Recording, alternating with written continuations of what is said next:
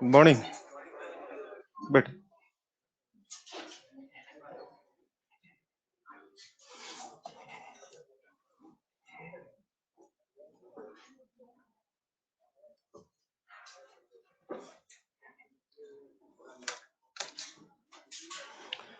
तो last class में हम पढ़ रहे थे टेम्परेचर पर डिपेंडेंसी के बारे में। न्यूमेरिकल्स में आपको करा चुका हूँ, बात को आगे बढ़ाएंगे। चलिए मैं आपको बता रहा था कि जो हमारा कंडक्टर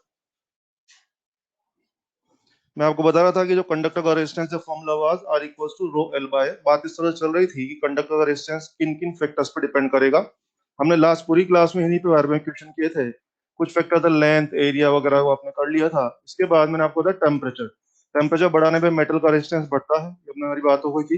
न्यूमेरिकल हैंडल करने के लिए हमारा फॉर्मूला था, और मैंने आपको बताया था कि डेरिवेशन तो हमारे पास इक्वेशन आती है RT2 RT1 वाली, लेकिन रेफरेंस टेम्परेचर हमेशा क्या लेना है, जीरो लेना है। मोस्ट ऑफ इक्वेशन में, बल्कि मुझे तो कहना चाहिए 99% क्वेश्चन में आपका जो इक्वेशन काम में आएगा वो कौन सा रहेगा, R T equals to R naught one plus alpha T. Question हम लोगों ने कर लिए थे। अल्फा सीरीज क्या आया था, R1 alpha one, R2 alpha two upon R1 plus R2। Alpha parallel क्या आया था, R1 अल्फा टू। बोले क्या आया था अल्फा पैरेलल? यस यू, शाबाश। अल्फा पैरेलल क्या आया था? क्लास में था, लास्ट क्लास में। हाँ शाबाश, क्या आया था? थोड़ा जोर से बोल, मैं सुन नहीं पा रहा हूँ। हाँ शाबाश, वेरी गुड वेरी गुड। बैठे। अभी लोग आते जाते रहेंगे, उनको मत देखो, अभी इधर देखना शुरू करें, ठीक है? वो आया तो उसी को देख रहा है, क्या देखना चाह रहा है उसमें?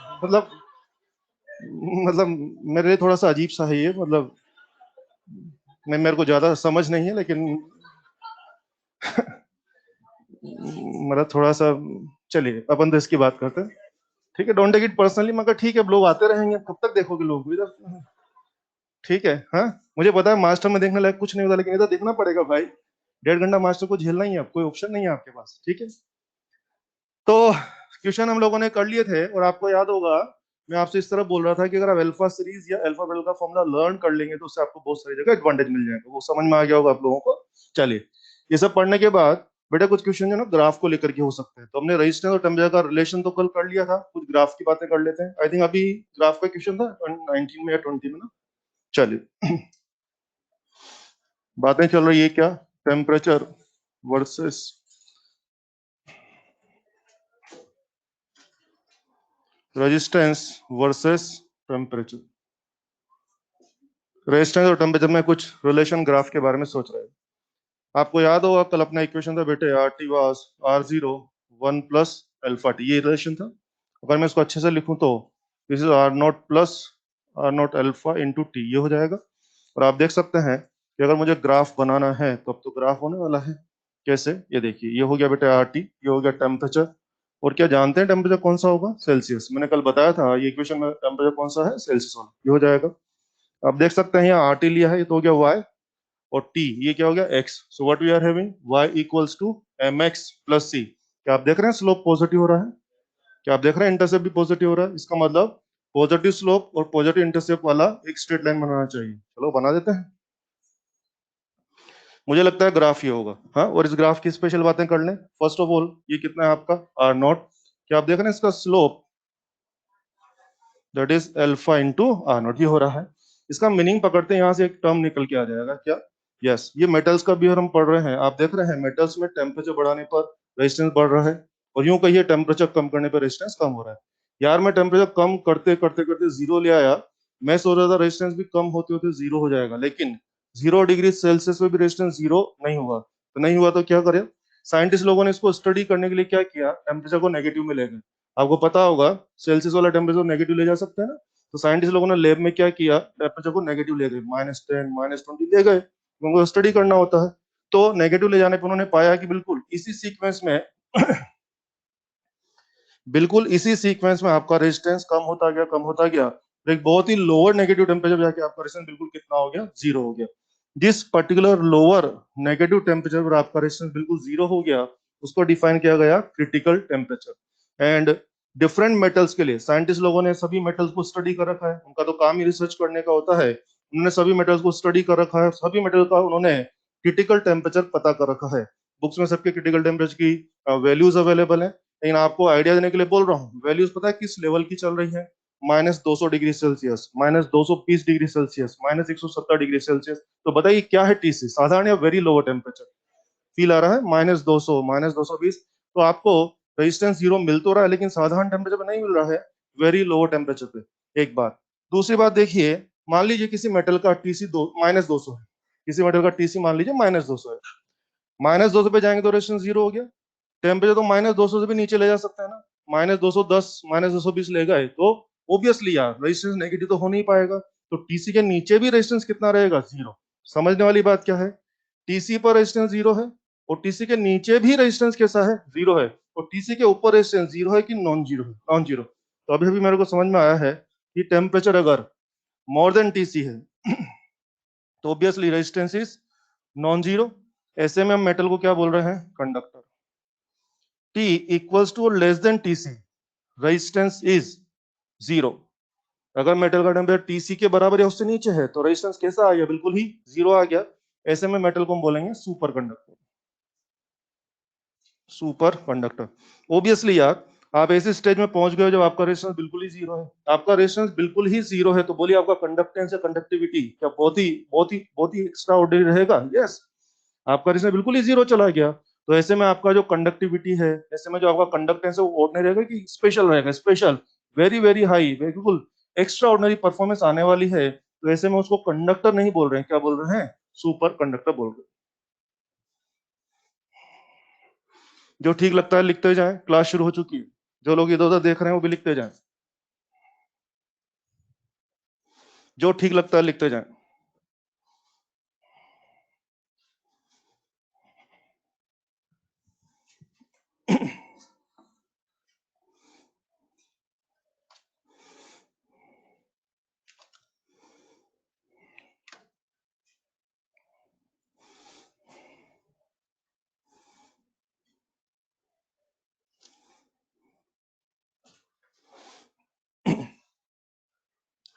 बुक्स में सभी के क्रिटिकल टेम्परेचर अवेलेबल है, जैसे आपको आइडिया देने के लिए बोल रहा हूं।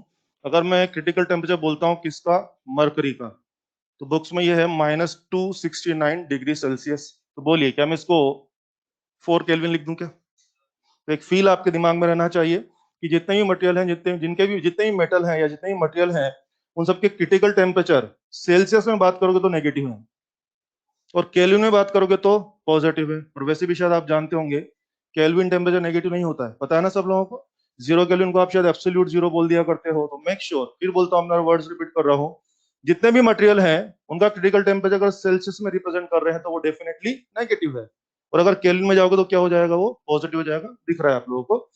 और बच्चे ध्यान दें, आपको सभी के क्रिटिकल टेम्परेचर लर्न नहीं करने हैं, क्योंकि इतनी बड़ी लिस्ट थोड़ी याद करना है। ये भी लर्न नहीं करना है, जैसे आइडिया देने के लिए मैंने यहाँ पर लिखा हुआ है। ठीक है, ओके। ध्यान दीजिए, ग्राफ की अगर हम बात करते हैं तो एक्सपेरिमेंटल बेस पे कुछ ग्राफ बने हुए बुक्स में, वो आपको याद करने चाहिए। यस, अगर कॉपर की बात करते हैं, कॉपर, ध्यान दीजिए कॉपर का जो बुक्स में ग्राफ है कुछ इस तरह का। दिस इज रो, रो लिख देते हैं।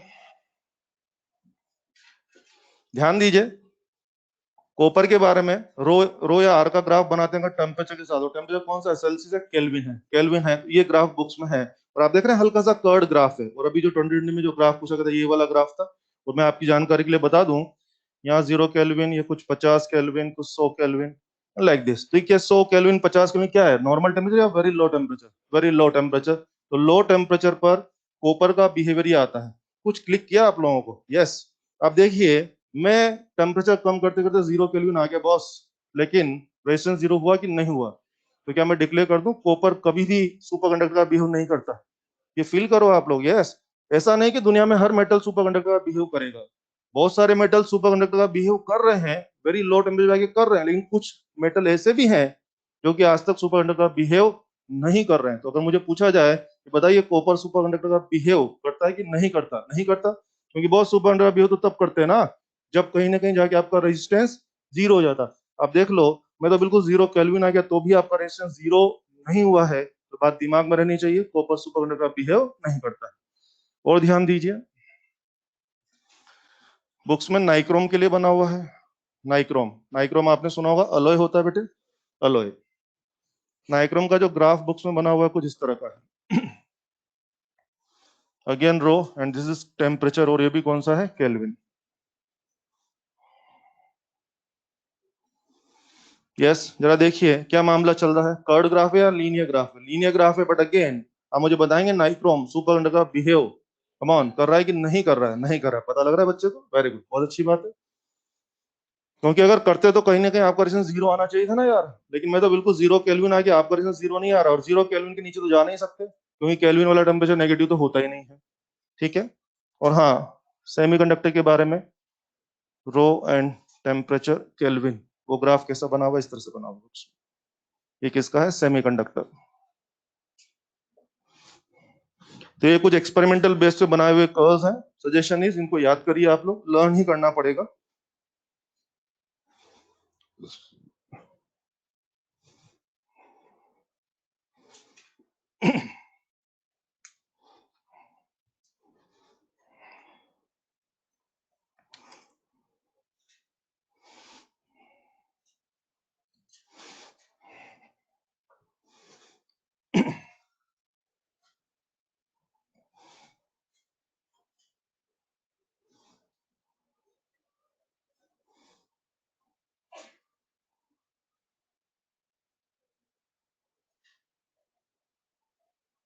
ये बना ना तीसरा भाई, ये बना तीसरा ग्राफ।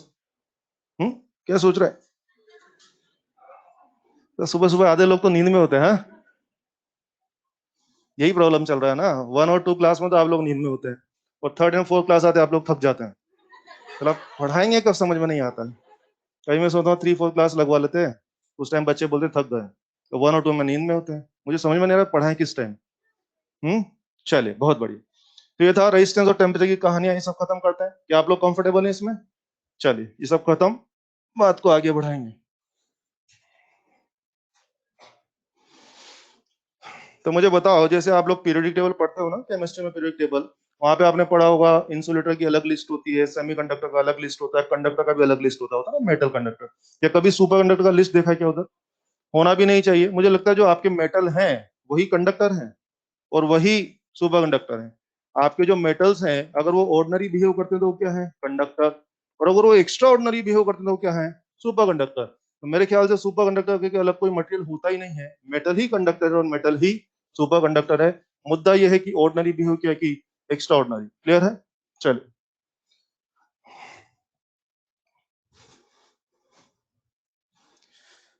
तो भाइयों ये सब खत्म करते हैं और आज से शुरुआत करते हैं सर्किट्स के बारे में। अब हम लोगों ने रेजिस्टेंस पढ़ लिया है, रेजिस्टेंस की डिपेंडेंसी तय हो गई है, तो फिर हमें रेजिस्टेंस की ग्रुपिंग के बारे में सोचना चाहिए। ग्रुपिंग बोले तो वही सीरीज पैरेलल के हिसाब किताब।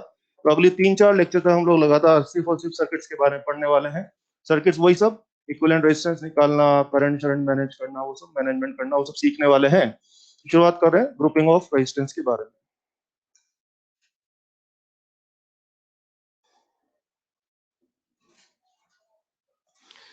ग्रुपिंग ऑफ रेजिस्टेंस, आप सब जानते हैं दो स्टैंडर्ड ग्रुपिंग स्टाइल है, सीरीज एंड पैरेलल। तो मैं सीरीज और पैरेलल के जो बेसिक्स आपको आते भी होंगे, लेकिन एक बार मैं पढ़ा रहा हूँ तो बोल देता हूँ, फिर उसके बाद हम लोग खेलना शुरू करेंगे, ठीक है? आइए, दो कहानियां सुनाने जा रहा हूँ, एक कहानी सीरीज और एक कहानी पैरेलल।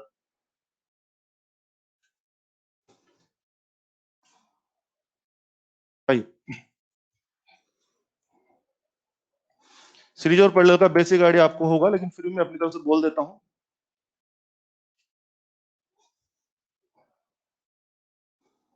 और ये मुझे पता है आप लोग कहाँ फंसते हैं, तो मैं जरा उन पॉइंट पे थोड़ा सा एम्फेसाइज करूंगा, नोटिस सुनेंगे तो अच्छा रहेगा, ठीक है?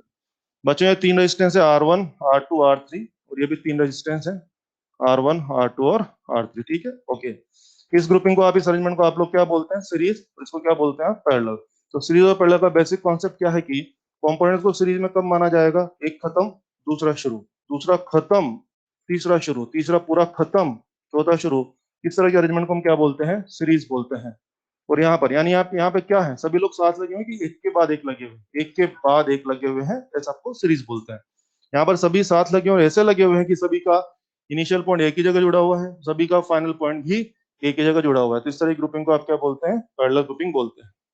आप सब जानते हैं सर्किट में बैटरी से करंट रिलीज होता है, सर्किट में घूमता फिरता और लौट के वापस आता है, ठीक है? तो आप खुद देखिए यहाँ से क्या करंट रिलीज होगा, ऐसे ऐसे ऐसे और ऐसे लौट के आ जाएगा। आप देख रहे हैं, this is the starting point and this and point. Current के लिए क्या है स्टार्टिंग पॉइंट और क्या है एंड पॉइंट है, ऑब्वियसली करंट को यहाँ से यहाँ आना है। आप देख रहे हैं सीरीज के मामले में करंट को क्या अवेलेबल है, मैनी ट्रैक की सिंगल ट्रैक, सिंगल ट्रैक। अगर स्टार्ट से एंड तक जाने का सिर्फ एक ही रास्ता है भाई, तो बटने बटाने का चॉइस नहीं है। तो बोलिए क्या पूरे ट्रैक में से सेम करंट गुजरेगा? यस। इसलिए हम लोग हमेशा क्या बोलते हैं, सीरीज लोगों में करंट क्या होता है, सेम होता है। बोलते हैं ना हम लोग सीरीज में करंट सेम होता है। और आइए सीरीज का इक्विवेलेंट रेजिस्टेंस निकालना आपको आता ही है, R1 R2 प्लस, है ना, सबको जोड़ जाड़ के आंसर आ जाता है। बोलिए सीरीज का जो इक्विवेलेंट रेजिस्टेंस आएगा क्या वो सभी रेजिस्टेंस से बड़ा आने वाला है? यस। 2 3 4 5, ऑब्वियसली यार कॉमन सेंस की बात है। अगर मैं 2 3 4 5 नंबर्स को ऐड करूंगा तो जो रिजल्ट आएगा वो बड़े से बड़े नंबर से भी बड़ा आएगा। तो क्या मैं कह दूं द आंसर विल बी बड़े से भी बड़ा, आंसर विल बी बड़े से भी बड़ा। और यू कैन से अंग्रेजी में बोलना है तो बोल दीजिए लार्जर देन लार्जेस्ट।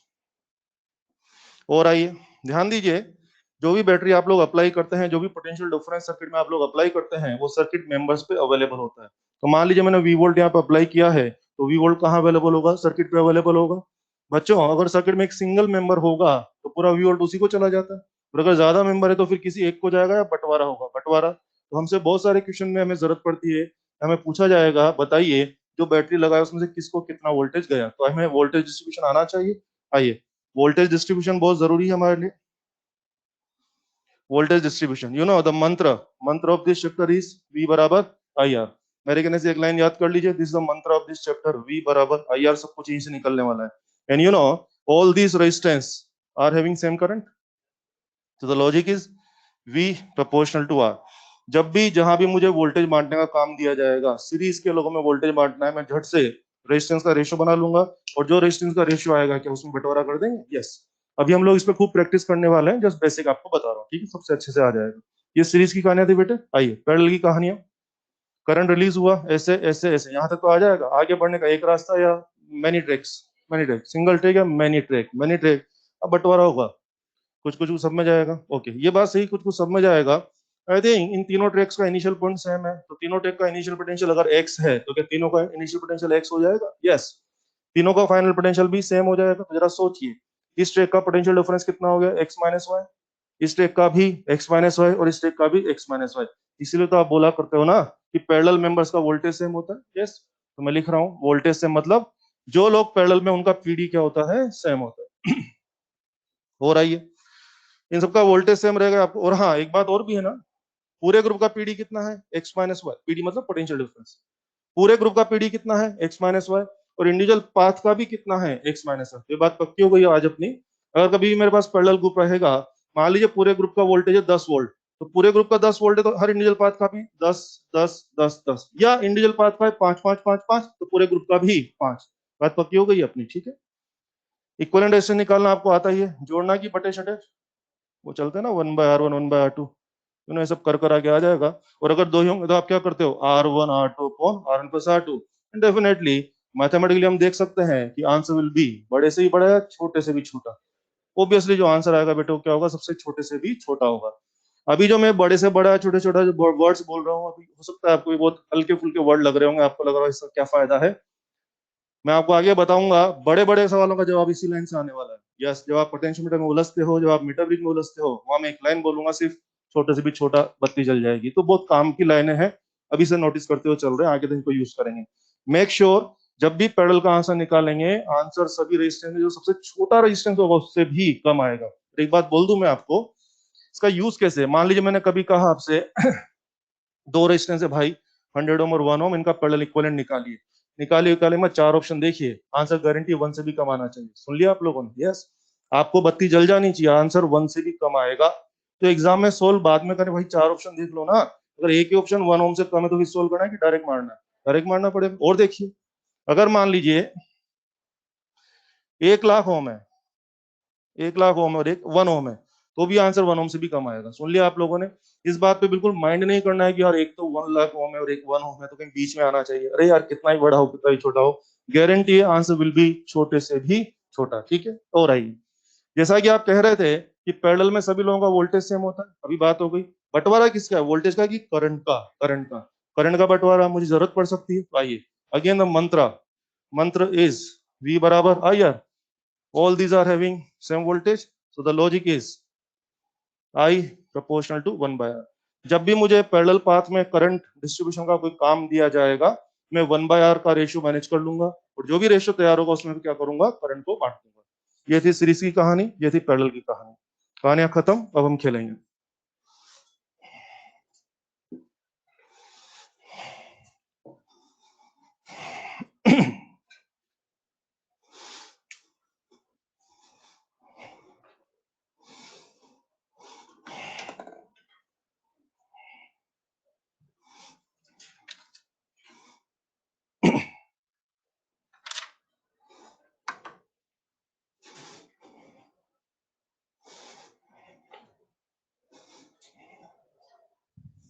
बोलू मैं?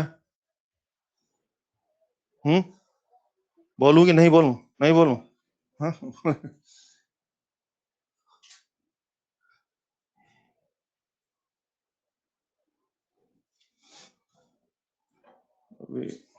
ब्लर तो नहीं आ रहा है ना? बहुत बढ़िया। अब बेसिक्स तो यही है और डेफिनेटली बेसिक ये आपको पहले से आता भी होगा। अब अगली 3 4 5 लेक्चर तो हम लोग लगातार सिर्फ और सिर्फ सर्किट्स के बारे में बातें करेंगे, तरह तरह के सर्किट्स को मैनेज करने की कोशिश करेंगे। कुछ पर्टिकुलर स्टैंडर्ड मेथड्स आपके सिलेबस में वही मैं आपको बताऊंगा, लाइक पॉइंट पोटेंशियल मेथड है, किरचॉफ्स लॉ है, सिमेट्रिकल एंड मेथड है ना, इस जितनी भी चीजें आपके स्कोप में है वो सब आपको बताई जाएंगी। चलिए शुरू करें बच्चे, फाइनल कर दें। कमान सीरीज के लोगों में करंट सेम होता है, बंटवारा वोल्टेज का होता है, V proportional to R. Parallel के लोगों में वोल्टेज सेम होता है और बंटवारा करंट का होता है, 1/r के रेशियो में होता है। एक बार यहाँ पर आंसर विल बी बड़े से भी बड़ा, यहाँ पे आंसर विल बी छोटे से भी छोटा, ये बात हो गई। ठीक, चलिए।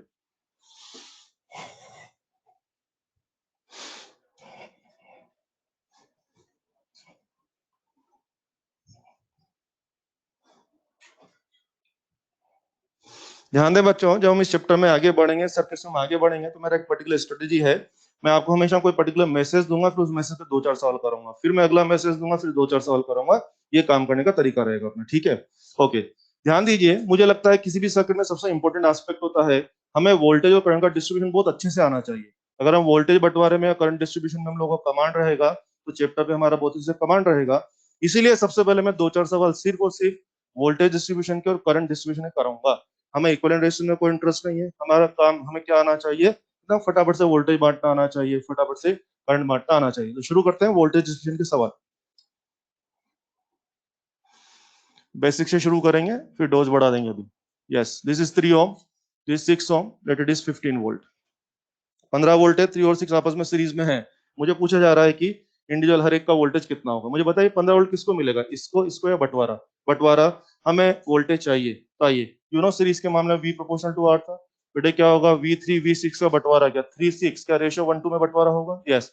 तो आंसर ले लीजिए, बहुत आसान क्वेश्चन है ना, जल्दी से आंसर ले लीजिए।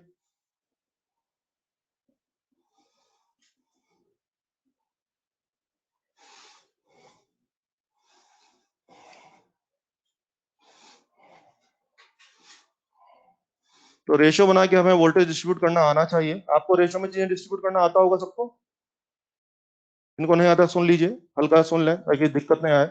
इसे मान लीजिए मेरे को 100 रुपया 3 बच्चों में बांटना है और मुझे बोला कि 1:3:4 में बांटिए।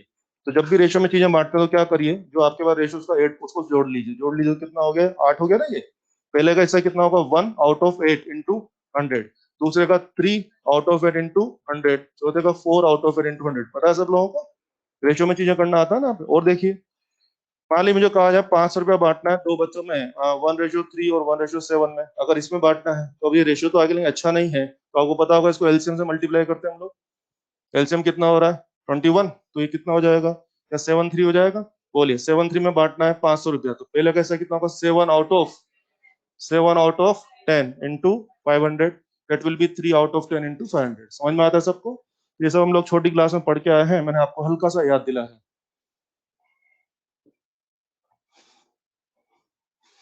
चले, ये हो जाएगा। अब जो गलतियां या छोटी छोटी बातें मैं जो नोटिस करता हूँ मैं आपको बता देता हूँ। कई बार जैसे हम बच्चों को पूछते हैं बता हर एक का वोल्टेज कितना होगा, तो बच्चे कई बच्चे बिल्कुल ट्रेडिशनल तरीके से चलते हैं। ट्रेडिशनल तरीका क्या है, पहले वो टोटल रेशियो निकाल लेंगे, फिर करंट निकाल लेंगे I = V/R करके, फिर करंट लेके घूमते रहेंगे और जगह जगह I × R करते रहेंगे। उसमें आंसर तो सही आएगा लेकिन कहीं ना कहीं टाइम ज्यादा लगता है। तो मेरी सजेशन है, मेरी सलाह है आपको, उस तरह से मत करें और इस तरह से करेंगे थोड़ा सा जल्दी आंसर आ जाएगा। ठीक है, उस तरीकों को मैं गलत नहीं बोल रहा हूँ, वो भी सही है, सही आंसर ही आता है उससे भी, मगर कहीं ना कहीं टाइम थोड़ा ज्यादा लगेगा। सजेशन इस तरह से करेंगे थोड़ा सा फास्ट हो जाएगा। अगला क्वेश्चन, अपने एग्जाम का क्वेश्चन लेते हैं।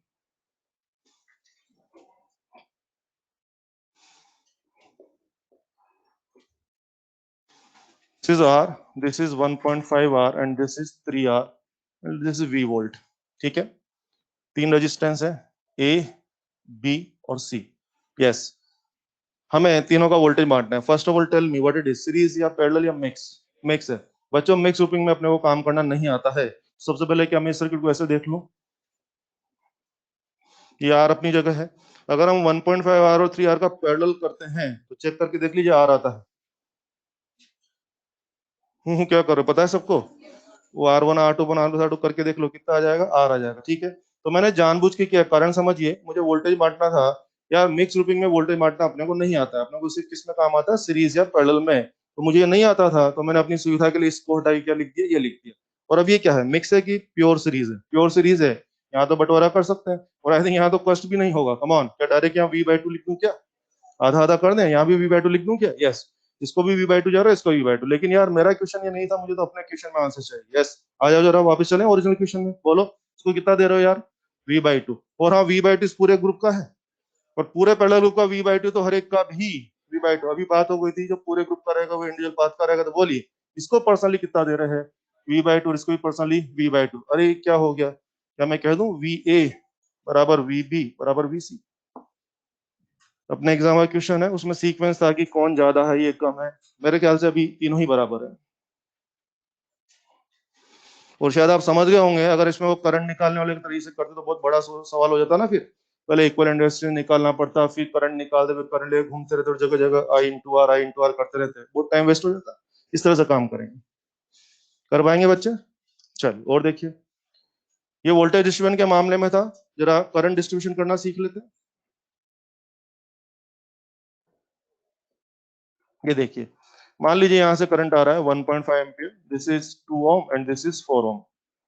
यस, बोलिए करंट एक रास्ते में जाएगा कि दोनों में बटेगा? दोनों में बटेगा। मुझे इंडिविजुअल पाथ का करंट चाहिए, चलो काम शुरू करें। यस, कैसे बांटना है करंट को यार, आर या 1/R में? 1/R। तो बोलिए क्या मैं कह दूं I2 और I4 का रेशियो 1/2 1/4 होगा? यस, और ratio that is going to be 2:1।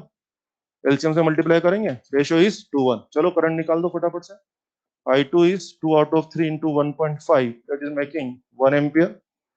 I4 is 1 out of 3 into 1.5, that is making 0.5 ampere.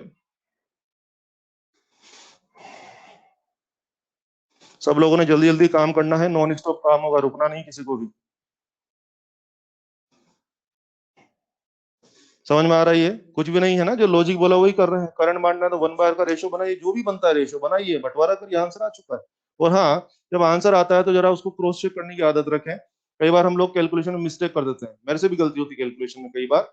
जो आंसर आता है उसको तुरंत टिक मत करें, हल्का सा क्रॉस चेक लेने की आदत रखें हमेशा। क्या क्रॉस चेक? क्या आपने 1.5 एम्पीयर के दो पार्ट किए, तो दोनों का जोड़ 1.5 तो आना चाहिए। दूसरी बात, जो लॉजिक बोल रहा है कि हमारे साथ वो हो रहा है, लॉजिक क्या बोल रहा था? ज्यादा रेजिस्टेंस कम करंट, कम रेजिस्टेंस ज्यादा करंट। क्या आंसर में ये बात रिफ्लेक्ट हो रही है? यस। बड़ा रेजिस्टेंस 2 ओम छोटा रेजिस्टेंस है, क्या उसको ज्यादा करंट दिया? और 4 ओम बड़ा रेजिस्टेंस था, तो क्या उसको कम करंट दिया? यस। तो कहीं ना कहीं मैं सेटिस्फाइड हूँ कि मेरा काम ठीक हो रहा होगा। इस तरह से हम हल्का सा चेक कर सकते हैं। पता लगा कि मैंने इनका टुकड़ा किया, पता लगा एक टुकड़ा 1 एम्पीयर 1.6 है। अरे तो 1.5 बांटने चले थे, बांटते बांटते 1.6 हो गया। ऐसा होता है क्या? तो नहीं हो सकता। तो कई बार गलतियां इस तरह से चेक हो जाएंगी। अगला क्वेश्चन,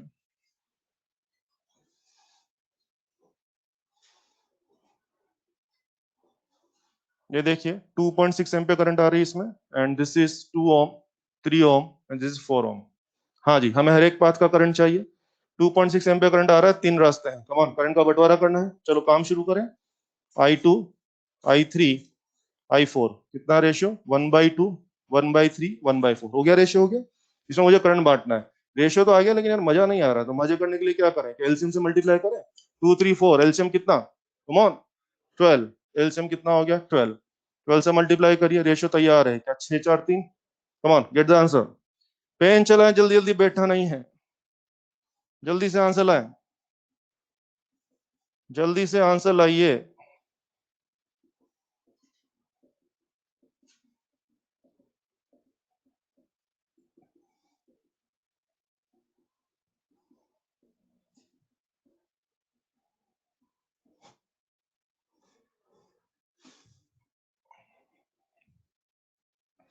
क्या इंडिविजुअल पाथ का करंट आ गया आपके पास? क्या ये करंट जो मैंने लिखे हैं सही है? जरा चेक कर लो फटाफट से। तीन पार्ट्स मेरे पास आ रहे हैं भाई, 1.2, 0.1, 0.6 ये आ रहे हैं। क्या आप लोग इनसे सेटिस्फाइड हैं? क्या कुछ लॉजिकली चेक किया आप लोगों ने? यस। तीनों टुकड़ों का जो 2.6 होना चाहिए, सही बात है। और हाँ, ज्यादा रेजिस्टेंस कम करंट और कम रेजिस्टेंस ज्यादा करंट, क्या आंसर में ऐसी बात नजर आ रही है? और अगर आ रही है तो मामला ठीक ही चल रहा होगा, इस तरह से कर सकते हैं। अगला क्वेश्चन, अगला क्वेश्चन मैं ले रहा हूँ, जेई का आया हुआ क्वेश्चन है।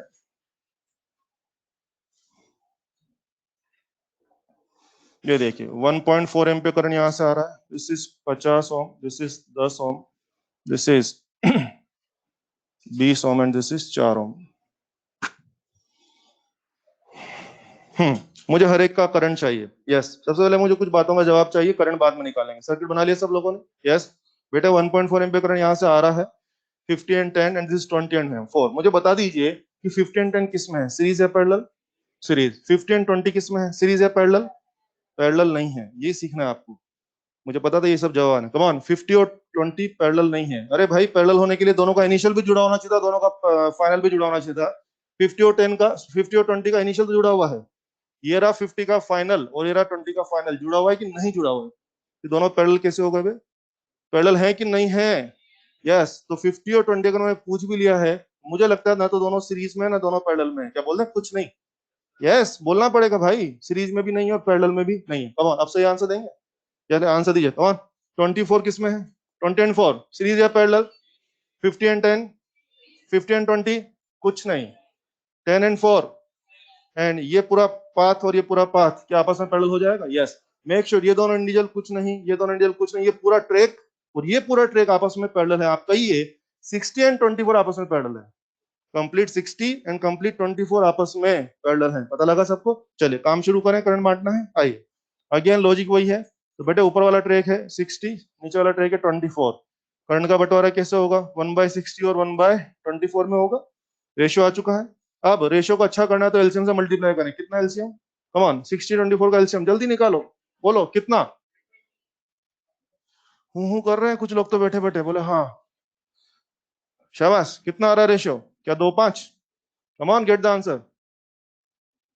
I60 2 आउट ऑफ 7 इंटू 1.4, उड़ा दो इसको। क्या 0.4 एम्पियर?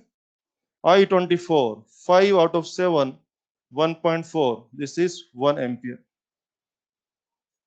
कर सकते हैं? चेक कर लीजिए फटाफट से। लेकिन यार मुझे तो अपने हर इंडिविजुअल रेजिस्टेंस में करंट चाहिए ना।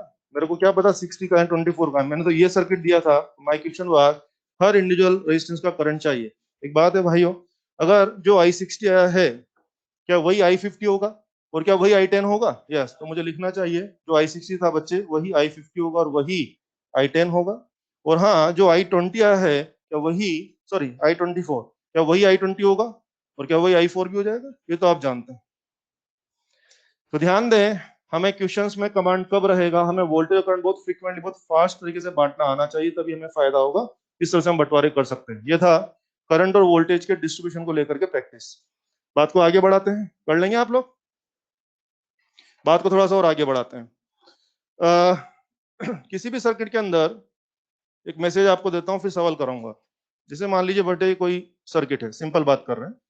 आप सब जानते हैं करंट कैसे फ्लो होता है ना, ऐसे ऐसे ऐसे और ऐसे और ऐसे, पता है ना सब लोगों को? ऐसे। एक बात सुन लीजिए, बैटरी के प्लस से करंट रिलीज होगा, सर्किट में घूमेगा और घूमता रहेगा कि लौट के आएगा? लौट के आएगा।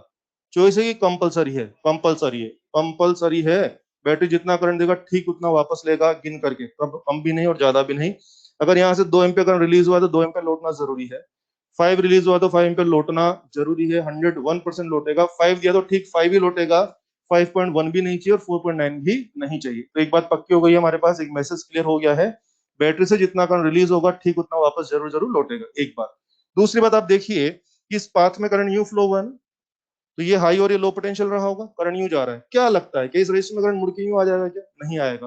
इसका मतलब क्या हो गया? तो मैं बोल दूं कि करंट एक बार जिस रेजिस्टेंस से या जिस पाथ से गुजर गया तो गुजर गया, मुड़ के उसके वापस आएगा कि नहीं आएगा? नहीं आएगा।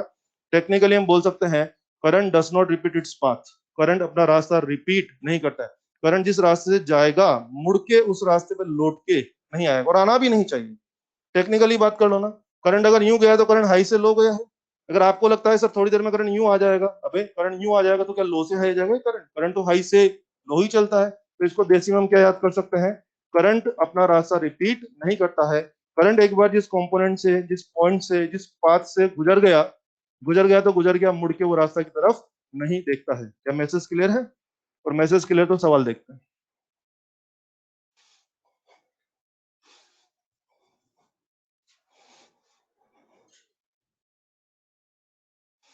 जो मैसेज मैंने आपको दिया इसके ऊपर क्वेश्चन कैसे होता है ये देखिए।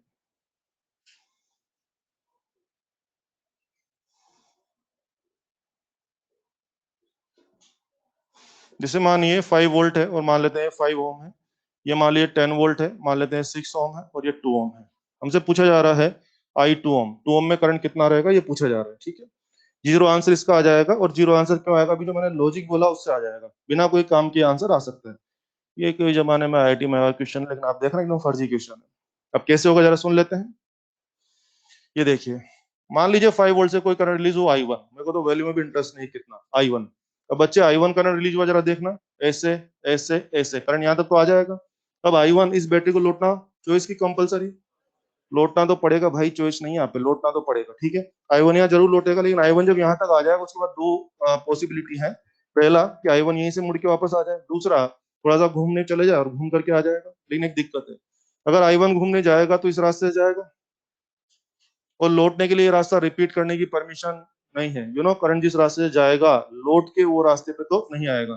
तो बॉस अगर आई 1 घूमने जाएगा तो चला तो जाएगा, लेकिन वापस आने का सेपरेट रास्ता तो है नहीं। तो बोलिए घूमने जाना है कि नहीं जाना है? नहीं जाना है, क्योंकि आपने कहा था करंट को अपना रास्ता रिपीट नहीं करना। तो यहाँ लौटना जरूरी है और घूमने नहीं जा सकते, तो बोलिए क्या पूरा आई 1 यहीं से मुड़ लेगा? ये हो गया। इसी तरह से यहाँ से आई 2 करंट रिलीज हुआ, ऐसे ऐसे, फिर वही समस्या है, आई 2 में लौटना कंपलसरी है। अगर घूमने जाएगा तो चला तो जाएगा, लेकिन वापस आने का कोई ट्रिक नहीं है। तो बोलो घूमने जाना है कि नहीं जाना? नहीं जाना, तो पूरा आई 2 इस तरह से लौट के आ जाएगा।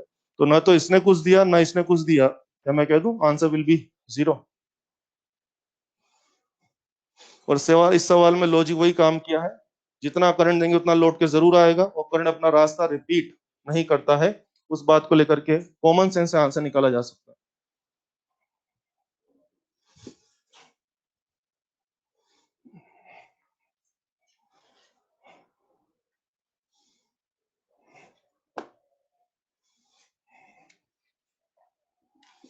अगला क्वेश्चन एंड अगला मैसेज।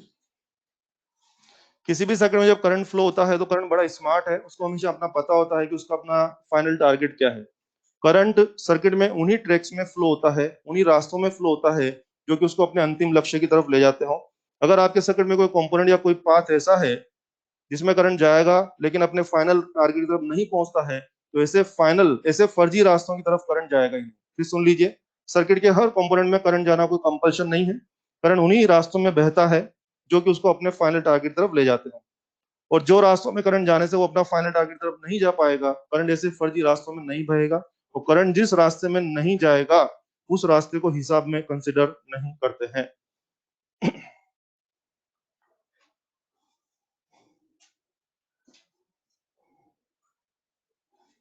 ये देखिए, let it is x, let it is y, सब 10 है, 10 10 10 10 10 एंड 10 एंड 10, सब 10 है।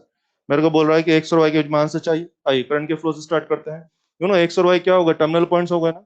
टर्मिनल पॉइंट्स का मतलब क्या हो गया? यहाँ बैटरी लगाएंगे, और बच्चों यहाँ बैटरी लगाएंगे तो क्या होगा? एक जगह से करंट एंटर करेगा और दूसरी जगह पे करंट एंटर करेगा कि एग्जिट लेगा? एग्जिट लेगा। तो अगर एंट्री यहाँ कर रहे हो तो एग्जिट वहां ले लो, या एंट्री वहां से करा लो तो एग्जिट यहाँ पे ले लो। तो अगर चलो मान लेते हैं बच्चों में यहाँ से एंट्री लेता हूँ, तो बच्चों करंट बड़ा स्मार्ट है, अगर उसने यहाँ से एंट्री लिया तो करंट के दिमाग में पहले से है उसको कहाँ पहुंचना है? अंतिम लक्ष्य, पूरा देसी में बात करें, अंतिम लक्ष्य क्या हो गया? वाई पे पहुंचना है। तो अगर वाई पे पहुंचना है तो आइए करंट का फ्लो तय करते हैं मिल करके। करंट यहाँ से एंट्री किया, यहाँ से यहाँ तक तो सिंगल ट्रैक है तो यहाँ तक तो आ ही जाएगा। उसके बाद एक रास्ता की दो रास्ता है, तो बच्चे मान लेते हैं कुछ करंट आई 1 इसमें गया और कुछ करंट आई 2 इसमें चला गया, ठीक है। अब जरा सोचिए, आई 1 यूं करते करते नीचे यहाँ तक तो आ जाएगा। फिर आई 1 के बारे में दो चॉइस है, इधर भी जा सकते हैं इधर भी जा सकते हैं, आप समझ गए होंगे। इधर जाएंगे तो वाई की तरफ पहुंचेंगे, तो इधर जाएंगे तो अपने अंतिम लक्ष्य की तरफ नहीं पहुंचेंगे। और हाँ, ये मत बोलना सब चले तो जाएंगे फिर लौट के आ जाएंगे, लौट के आने की परमिशन नहीं है। तो बोलो करंट इसमें जाएगा कि नहीं जाएगा? और जिसमें करंट नहीं जाएगा उसको हिसाब में कंसिडर नहीं करना। तो बोलिए क्या पूरा आई 1 इधर डाइवर्ट हो जाएगा? डाइवर्ट हो जाएगा, हो गया। जैसा I2 जो यहाँ था वो यहाँ तक तो आ ही जाएगा। अगेन दो रास्ते हैं, इधर भी जा सकते थे और इधर भी जा सकते हैं, मगर आप समझ गए होंगे उधर जाएंगे तो बोलिए अंतिम लक्ष्य मिलेगा कि नहीं मिलेगा? नहीं मिलेगा, उधर नहीं जाना, और नहीं जाना तो पूरा पूरा I2 के यहाँ डाइवर्ट हो जाएगा। यस, देखो कितना अच्छा मामला हो गया।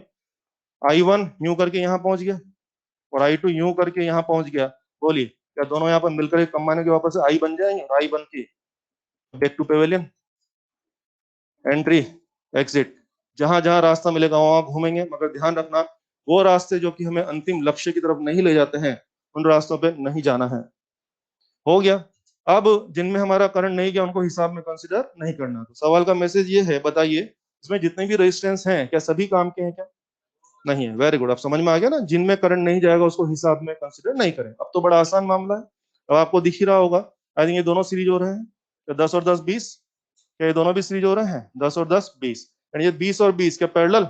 20 और 20 10, 20 और 20 40 मत बोलना, 20 और 20 10 पैरेलल होगा ना। और ये 10, ये 10 और ये 10 बोले तो 30 हो जाएगा। 10 plus 20 parallel 20 plus 10 and that is making 30 ओम। ये समझ में आ जाएगा, थोड़ा सा इस तरह लिख दिया है, थोड़ा सा आपको ज्यादा समझ में आएगा। 20 पैरेलल 20 करके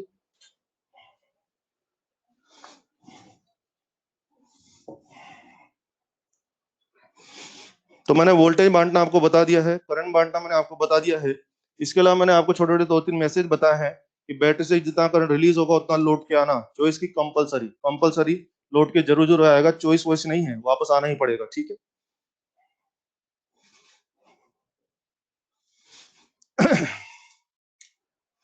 चलिए, ये सब हो गया है। बात को थोड़ा सा और आगे बढ़ाते हैं, इक्विवेलेंट रेजिस्टेंस की बातें करते हैं। इक्विवेलेंट रेजिस्टेंस निकालना, तो सिंपल क्वेश्चन लेते हैं पहले।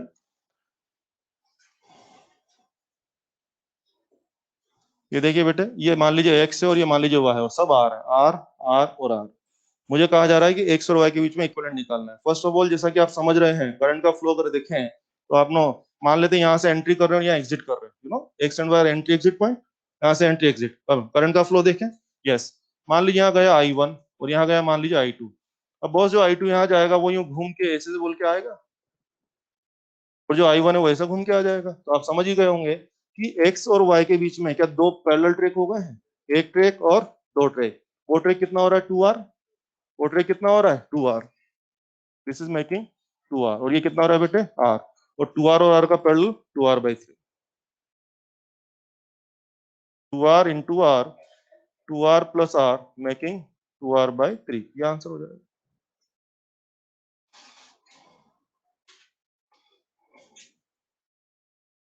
अगला क्वेश्चन,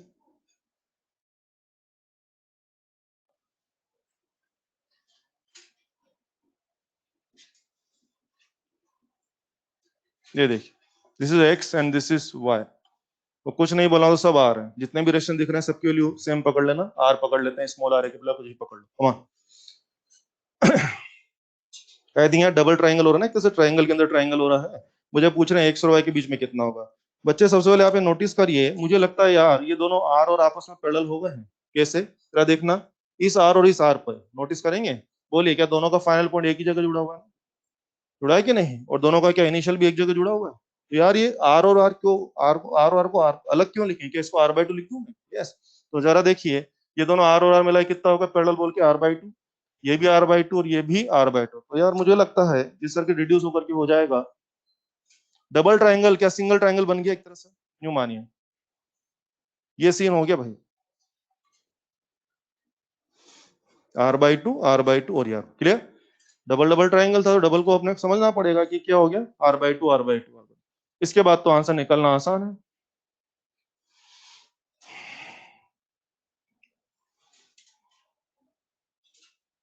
ले लीजिए जो ठीक लगता है आंसर ले लीजिए। मुझे ये बता दें कितना आंसर आ रहा है। R/, श्योर आ गया आंसर। छोटी सी बात बताइए मुझे कि ये वाला आर, ये वाला आर और ये दोनों आर, ये किस में सीरीज या पैरेलल?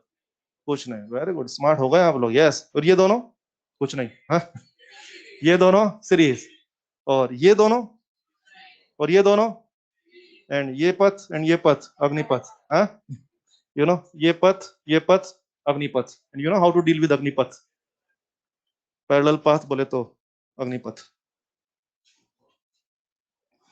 कंफर्टेबल है? चलिए,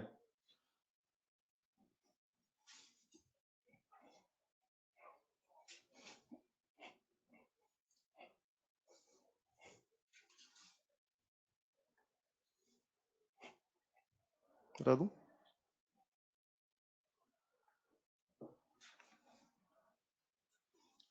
बच्चों मान लीजिए resistance of wire, resistance of wire 12 ओम। एक वायर है बच्चे मेरे पास जिसका रेजिस्टेंस कितना है, 12 ओम है। एक वायर अपने पास है, उसका रेजिस्टेंस कितना है, 12 ओम है। अब बच्चों इस वायर को हम क्या कर रहे हैं, यहाँ पर कुछ शेप अलग अलग बना रहे हैं और हम सब मिलकर के कोई भी दो पॉइंट जो मेंशन करेंगे उनके ऊपर हम लोग इक्विवेलेंट रेजिस्टेंस निकालने वाले हैं। इस प्रैक्टिस कर रहे हैं, आइए खेलना शुरू करते हैं। 3-4 सवाल कराऊंगा। उस वायर को सर्कल में मोड़ दिया और मुझे बोल रहे हैं कि ये दो पॉइंट के बीच में आंसर चाहिए। जैसा कि आप देखेंगे सर्कल में मोड़ दिया तो ये क्या है, पूरा वायर की आधा वायर, आधा wire. Come on, this is, हाँ दिस विल बी 12 ओम या 6 ओम। और क्या ये भी 6 ओम होगा? एंड यू नो ए और बी के बीच में 6 ओम 6 ओम, ये पथ एंड ये पथ अग्निपथ। कम ऑन, आंसर ला सकते हैं। आर ए बी, 6 और 6 12 मत बोलना। 6 और 6 3 ओम, पता है ना, 6 और 6 3 ओम। बहुत सुंदर। दूसरा ये देखिए, बना दे जाए, रुकना नहीं किसी को। जो बैठा दिखेगा बोर्ड पे बुला लूंगा उसको मैं। यस, वापस से वही सर्कल मारा है, लेकिन इस बार मुझे बोल रहा है यार यहाँ काम करना है। कौन हेल्प करेंगी मेरी? यस, 12 ओम का पूरा तार था। ये कितना है पूरा तार या 1/4 वायर? 1/4, 12 ओम का 1/4 इज इट 3 ओम? तो रिमेनिंग वायर इज क्या, 9 ohm. Come on, this time again मुझे ए और बी के आंसर पूछ रहे हैं। क्या देख रहे हैं, 3 और 9 आपस में, ये पथ Agnipath. And you know how to deal with Agnipath.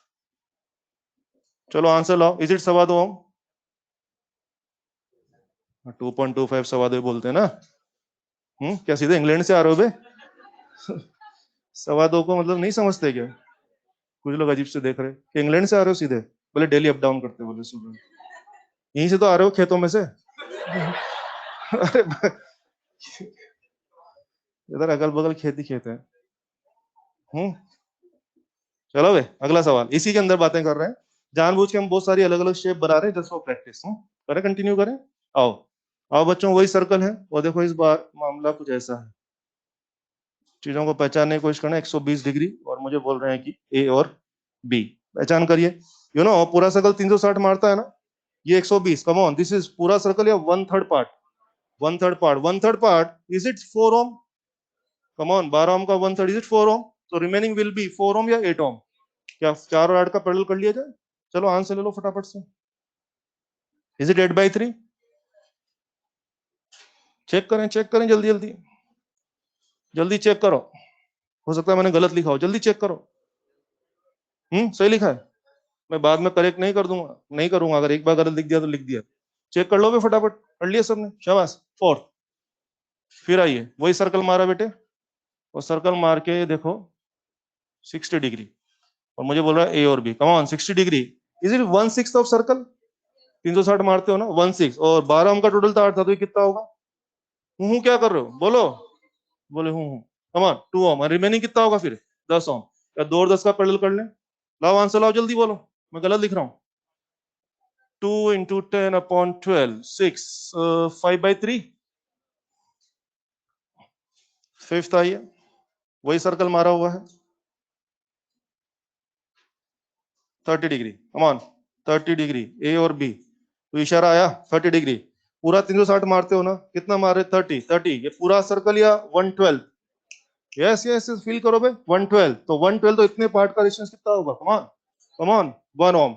बेटा ये 1 ओम है, तो रिमेनिंग वायर विल बी 11 ओम। 1 और 11 का कर लो पैरेलल, 11/12 आ जाएगा। चेक करो जल्दी से,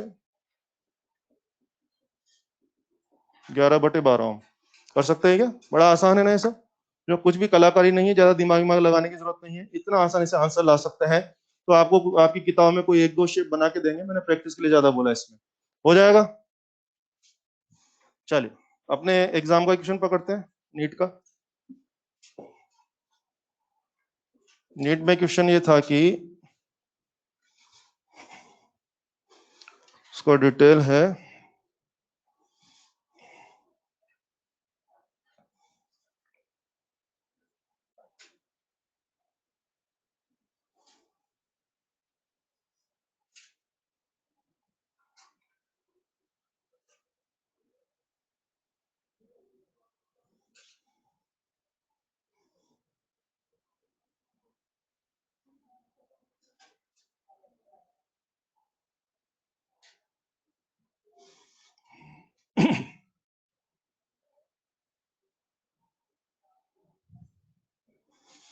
उसका डिटेल इस तरह से है, उन्होंने बोला कि एक वायर, सर वायर के बारे में बोला हुआ है, वायर इसका रेजिस्टेंस दिया है मान लीजिए पाई ओम पर मीटर। एक वायर इसका रेजिस्टेंस कितना है, पाई ओम पर मीटर। बोल रहा है कि सर्कल में बनाया हुआ है, सर्कल का रेडियस कितना है, दैट इज 0.1 मीटर। एक वायर का टेल कितना है, पाई ओम पर मीटर, ठीक है, वायर का रेजिस्टेंस पाई ओम पर मीटर है, सर्कल का रेडियस 0.1 मीटर दिया हुआ है, और साथ में फोटो दिया हुआ है ए और बी। यहाँ पे बोले कि रेजिस्टेंस निकालना है, क्या पूछ रहा है, ए और बी के बीच में रेजिस्टेंस निकालना है, ये सवाल है। फर्स्ट ऑफ ऑल मुझे कुछ बातें करनी है आपसे, जरा मेरी हेल्प कर दो।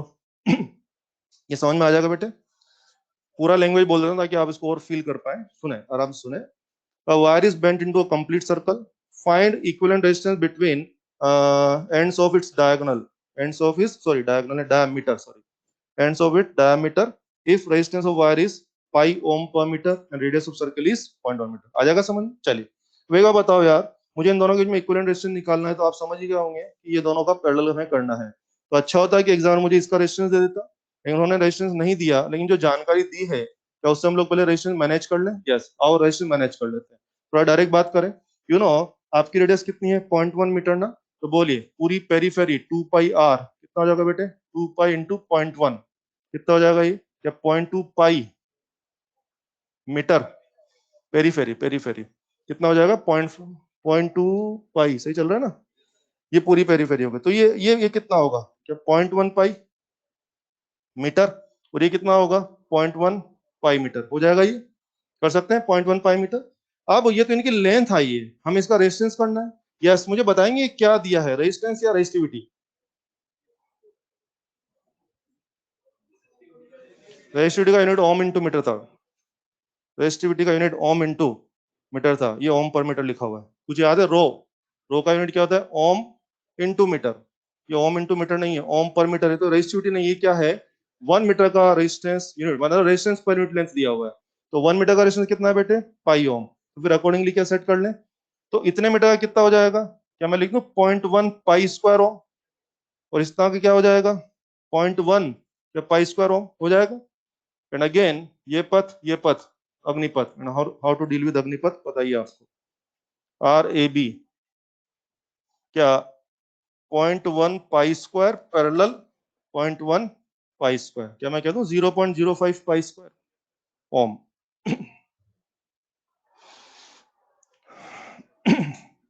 तो जो ऊपर वाले जो सवाल थे उसमें तो रेजिस्टेंस मैं खुद ही दे रहा था, और इस सवाल की स्पेशल बात क्या हो गई, इसमें रेजिस्टेंस भी आपने खुद नहीं मैनेज किया। ऊपर वाले सवाल में तो मैं लिख रहा था ना 9 ओम 3 ओम, तो फटफट आंसर आ रहे थे, इसमें दोनों पाथ का रेजिस्टेंस भी आप ही ने मैनेज किया, और उसके बाद आंसर भी आप ही ला रहे हैं। ये वाला क्वेश्चन अपने एग्जाम में आया हुआ है, ठीक है, डेटा थोड़े बहुत अलग हो सकता है। कर लेंगे अगला सवाल।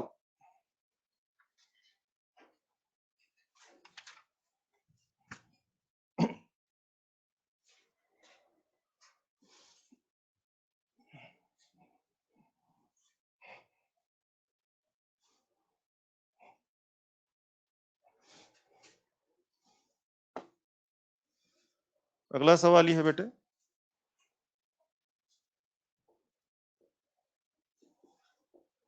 ये V वोल्ट है मान लीजिए, and this is R, this is 2R, this is 2R and this is R, और यहाँ बीच में लगा हुआ एक स्विच।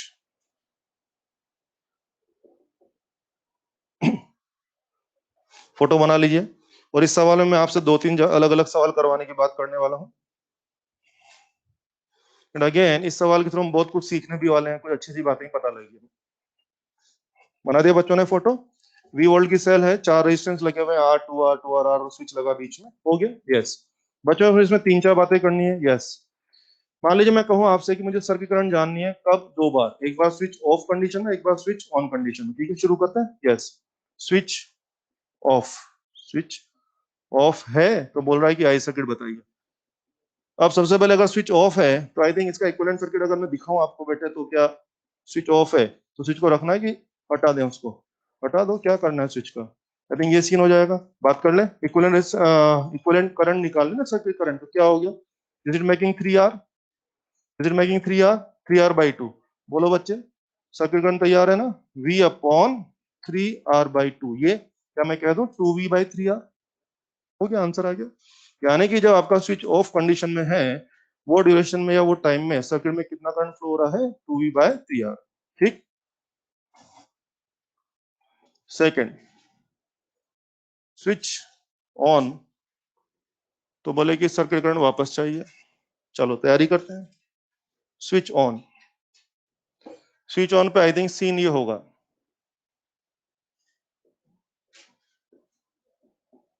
यस जरा कुछ बात कर लूं मैं आपसे, इधर आ जाए फोटो में, कमान इस डायग्राम में आइए जरा। स्विच ऑन करने पे शायद ये सीन होगा ना, yes feel the difference. I think यहाँ पे पहले ये दोनों सीरीज थे, ये दोनों सीरीज थे, एंड ये पथ अग्निपथ। यहाँ पे शायद सीन ही चेंज हो चुका है। अभी पहले ये दोनों अग्निपथ, पहले ये दोनों अग्निपथ, और ये ग्रुप क्या सीरीज। तो बोलिए अरेंजमेंट वही है कि अलग हो गया है, ये फील आपको आना चाहिए। फिर समझ लीजिए, तसल्ली देख लीजिए, यहाँ पर सबसे पहले ये दोनों मेंबर सीरीज में है, ये दोनों मेंबर भी सीरीज में है, and this complete track and this complete track parallel में है। यहाँ पर ये दोनों सीरीज में नहीं है, ये दोनों भी सीरीज में नहीं है। आई थिंक सीन चेंज हो चुका है, पहले ये दोनों पैरेलल है, पहले ये दोनों भी पैरेलल है, और ये ग्रुप क्या सीरीज में है। बोलो मामला समझ में आया, यस। तो अब आ जाओ, क्या हो गया हिसाब कर लें पहले। कम on, this group is 2R/3, come on, R और 2R का पैरेलल। डायरेक्ट बात करें थोड़ा, कुछ लोग अजीब से देख रहे हैं, बात कर लें डायरेक्ट। 2R/3, 2R/3 सीरीज, बोले तो क्या 4R/3। यस, आओ बच्चे, R इक्विवेलेंट हो रहा है आपका 4R/3। तो बोलो क्या मैं सर्किट करंट निकाल दूं, इट इज V/4R/3। करंट आ रहा है बेटे 3V/4R।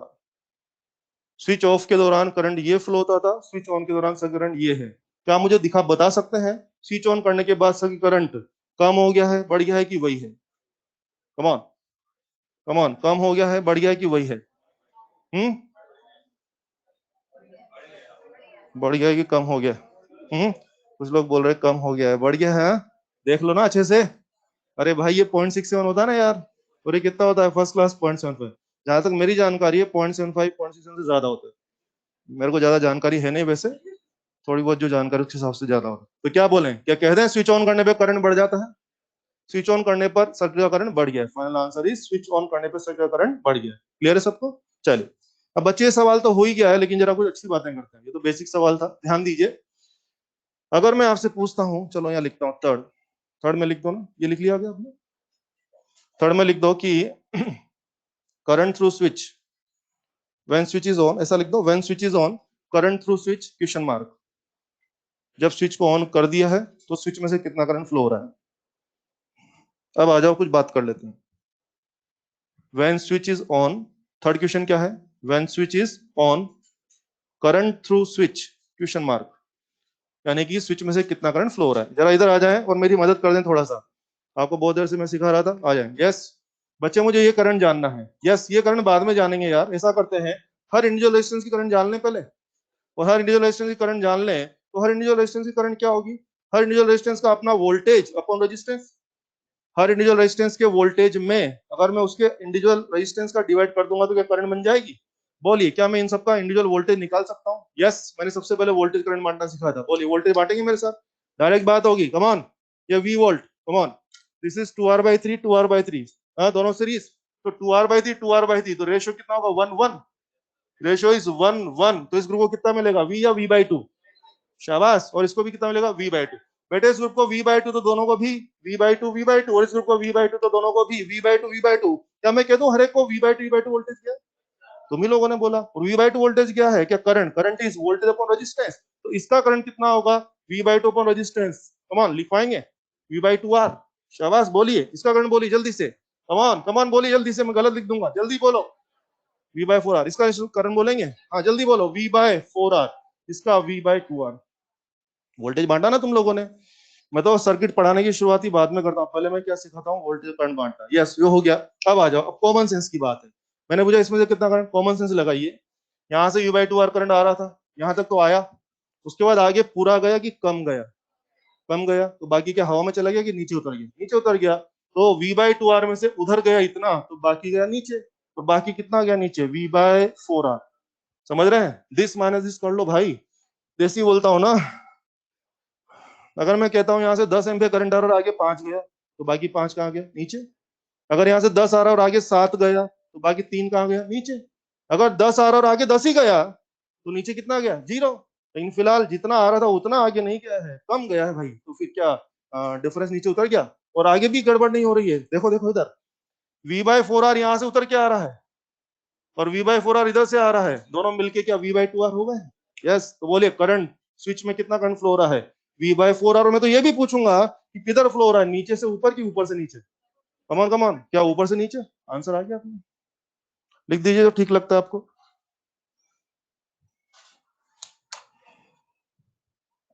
मैंने बेटे आपसे पूछा था स्विच में करंट बताइए, तो आपने कह दिया है V/4R, दिस इज V/4R। कैसे, वो मैंने आपको बताया। कोई कंफ्यूजन हो तो पूछे, कोई कंफ्यूजन हो, किसी के दिमाग में कोई क्रॉस क्वेश्चन उठ रहा है तो पूछे।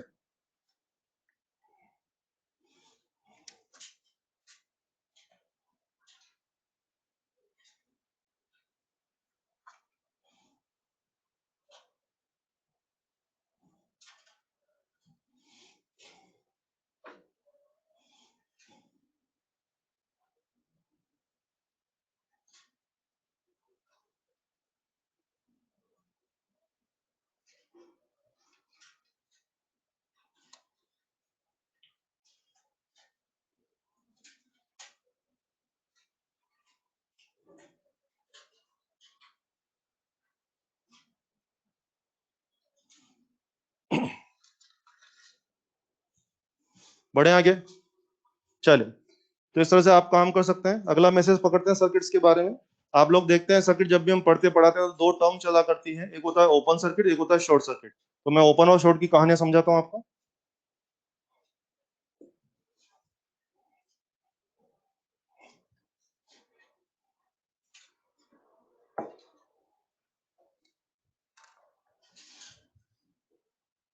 ओपन एंड शॉर्ट सर्किट, इसकी कहानी समझाने जा रहा हूं।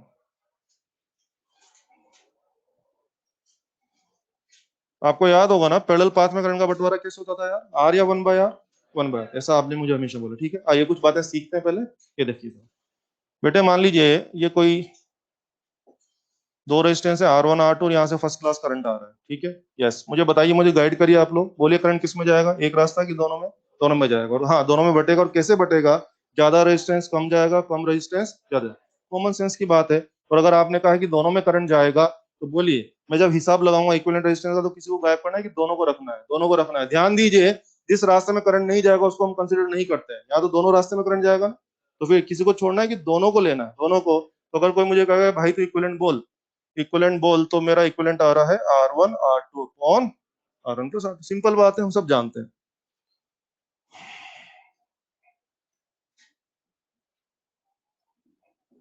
वापस से आई करंट आ रहा है, वही R1 और वही R2। और आप देख रहे हैं एक और ट्रैक मैंने लगाया जिसका रेजिस्टेंस बिल्कुल कितना है? 0 है। हम सब जानते हैं प्रैक्टिकल लाइफ में जीरो रेजिस्टेंस का वायर पॉसिबल नहीं है, लेकिन एक कॉन्सेप्चुअल बात कर रहे हैं। रेजिस्टेंस कितना है? 0 हो गया। यस। आइए, करंट आ रहा है यहाँ से। करंट को आगे बढ़ने का एक रास्ता कि तीन रास्ता? तीन रास्ता है, तो तीनों में करंट बटना चाहिए। लेकिन लेकिन ज्यादा रेजिस्टेंस कम करंट, कम रेजिस्टेंस ज्यादा current, zero resistance full current. Come on, maths बोल रहा है, मैं नहीं सिखा रहा। जीरो रेजिस्टेंस फुल करंट, हाँ। और जीरो रेजिस्टेंस फुल करंट, तो अब बटना बटाना नहीं होगा, बल्कि पूरा करंट क्या इस रास्ते से निकल के आगे बढ़ जाएगा? यस। पूरा करंट बिल्कुल जो सेफ रास्ता है, जिसमें कोई कष्ट नहीं है, कोई प्रॉब्लम नहीं है, कोई अपोजिशन नहीं है, क्या पूरा करंट सेफ रास्ते से आगे निकल जाएगा? और बहुत अगर पूरा करंट इस तरह से डाइवर्ट होकर आगे निकल गया तो R1 R2 में करंट गया कि सूखे रह गए?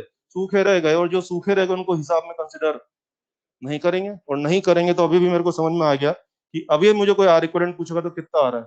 क्या 0 आ रहा है? सही बात है कि नहीं? यस। क्योंकि जिन रेजिस्टेंस में करंट नहीं गया, कारण कुछ भी रहा हो, कारण कुछ भी रहा हो, जिसमें करंट नहीं जाएगा उसको मैं हिसाब में नहीं लेने वाला। तो बच्चे, जो R = 0 का जो पाथ है, इसको हम टेक्निकली बोलते हैं शॉर्ट सर्किटेड पाथ। क्या बोलते हैं इसको? Short circuited path. तो क्या सीखा हम लोगों ने? शॉर्ट सर्किटेड पाथ क्या होता है? जीरो रेजिस्टेंस का पाथ होता है जिसमें पूरा करंट डाइवर्ट हो जाता है। वर्ड्स पकड़ रहे हैं मेरे? जिसमें पार्शियल करंट या पूरा करंट, इसमें पूरा करंट डाइवर्ट हो जाता है। इसीलिए उसके बगल वाले मेंबर काम के की बकवास बकवास। पूरा करंट इसमें से बाईपास हो गया, पूरा करंट इसमें से निकल के भाग गया, तो इसके बगल वाले कंपोनेंट काम के की बेकार बेकार। ये मेरे पास शॉर्ट सर्किट का मैसेज, यानी कि मैसेज क्या रहा कि कंपोनेंट अगर कहीं शॉर्ट सर्किटेड पाथ रहेगा तो उसके पैरेलल में जो कंपोनेंट लगे हैं वो सब क्या हो जाएंगे, बेकार हो जाएंगे। ये मेरा मैसेज है, ठीक है। और देखिए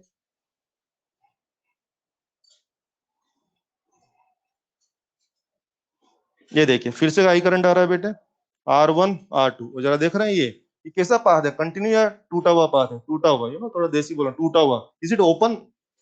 पाथ ही कंटिन्यू नहीं है तुम्हारा, जो है ना ब्रिज ब्रिज टूटा हुआ है, रास्ता ही टूटा हुआ है। कम इसको बोलते हैं हम लोग रेजिस्टेंस इनफाइनाइट, इसको हम बोलते हैं ओपन सर्किटेड पाथ। टूटा हुआ रास्ता या ओपन सर्किटेड पाथ, ठीक है। और इसका रेजिस्टेंस कितना हो गया, इनफाइनाइट। फिर आ जाइए, यस आई करंट आ रहा है। दिखने में तो करंट को आगे बढ़ने के लिए तीन ट्रैक है ना यहाँ पे। अगेन ज्यादा रेजिस्टेंस कम करंट, कम रेजिस्टेंस ज्यादा current, zero resistance full current, और इनफाइनाइट रेजिस्टेंस जीरो करंट। तो अभी अभी आपने मुझे समझा दिया कि भाई तेरे ओपन सर्किट में करंट नहीं जाएगा, तो मेरे को समझ में आया कि इधर करंट नहीं जाएगा, क्या इन दोनों में तो जाएगा ना।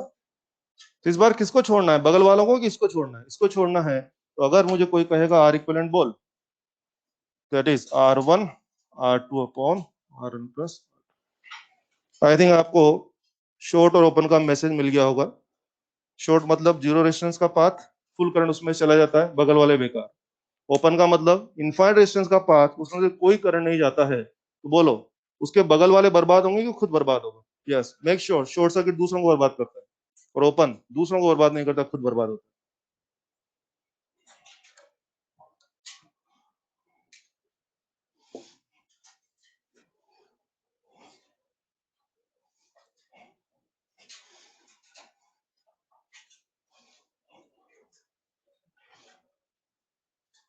क्लियर है मैसेज? और अगर ये मैसेज क्लियर है तो इसको लेकर के क्वेश्चन कैसे बनते हैं वो देखते हैं। बोले बच्चे, आइए। जैसे मान लीजिए मैंने आपसे कहा है कि ये वो सर्किट है बेटे अपने पास, कुछ भी ले लेते हैं, 3 ओम, 5 ओम, 10 ओम, लीजिए 1 ओम, ठीक है, ये ले लिया मैंने। ओके, और ध्यान दीजिए कि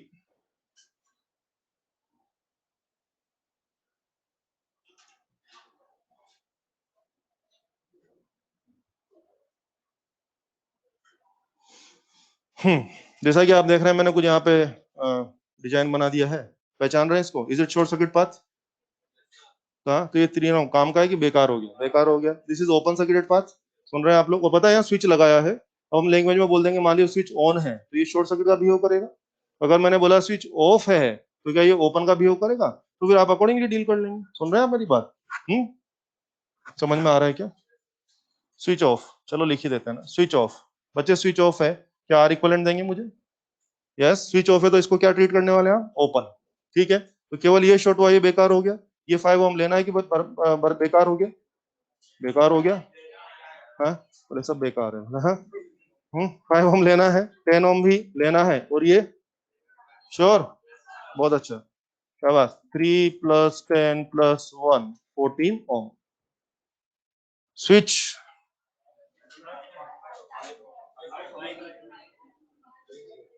फाइव, बहुत बढ़िया, 5। मुझे खुशी है कुछ लोग जगे हुए हैं। हाँ, चेक चेक करने के लिए लिखा जान मुझे गलत। हाँ, बहुत बढ़िया। Switch on, switch on. मुझे खुशी है कुछ लोग जगे हुए हैं। हाँ? हाँ? बाकी लोगों को तो कुछ मतलब ही नहीं है। अभी मैं सबका जोड़ जीरो लिख रहा हूँ, बोले अभी ठीक है, बोले सब ठीक है। नहीं, तो ठीक है, कुछ लोग तो जगे हुए हैं। ठीक है, बहुत बढ़िया, बहुत सुंदर। स्विच ऑन, स्विच ऑन करेंगे तो बच्चों ये शॉर्ट की तरह बिहेव करेगा ना, ये बर्बाद, ये बर्बाद, क्या ये बर्बाद की आबाद? आबाद। तो I think 5 + 10 is it making 15 ओम। तो अगर मैंने स्विच दिया है ना, तो उस पर नोटिस करना कि वो ऑफ है कि ऑन है, अकॉर्डिंगली शॉर्ट ओपन मान लेना। और अगर मैंने क्लियरली शॉर्ट या ओपन दिखा रखा है तो अकॉर्डिंगली ट्रीटमेंट कर लीजिए। मेक श्योर शॉर्ट वाला बगल को बर्बाद करता है, ओपन वाला खुद को बर्बाद करता है, ठीक है।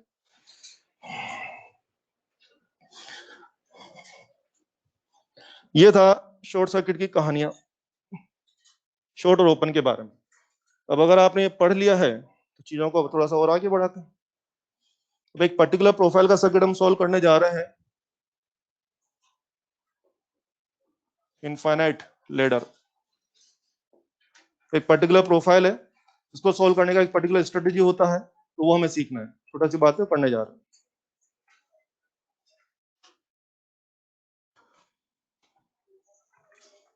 एक सर्किट है अपने पास,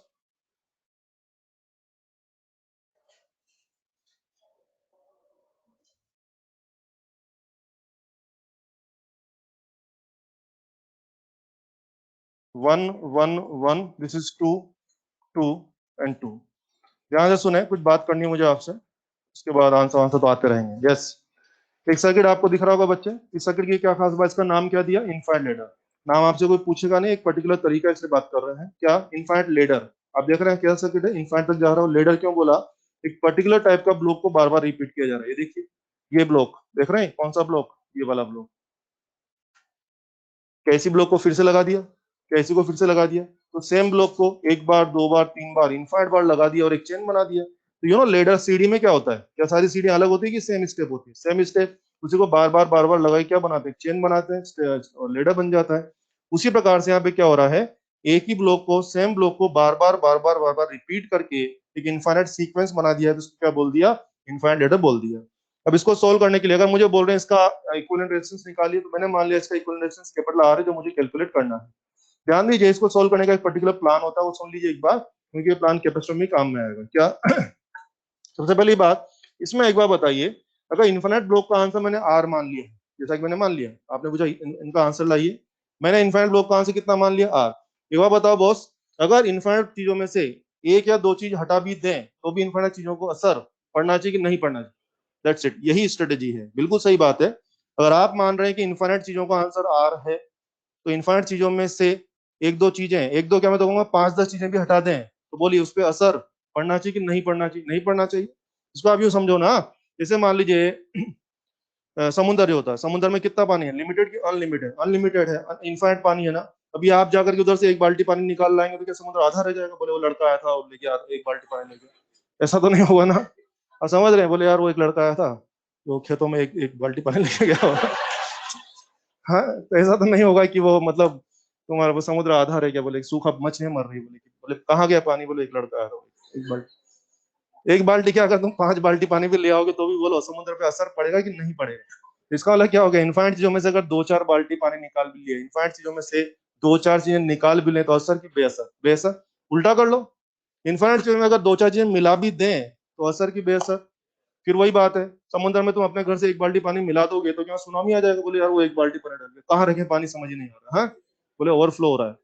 तो ऐसा तो नहीं होगा, तो वही स्ट्रेटजी यहाँ पर है। तो बच्चे, इनफाइनाइट चीजों का आंसर अगर आर मान लिया है तो जरा देखना, अगर मैं पहला ब्लॉक छुपा भी दूं, अगर पहला ब्लॉक हटा भी दूं, तो बोलिए क्या बाकी चेन का आंसर भी क्या आर माना जा सकता है।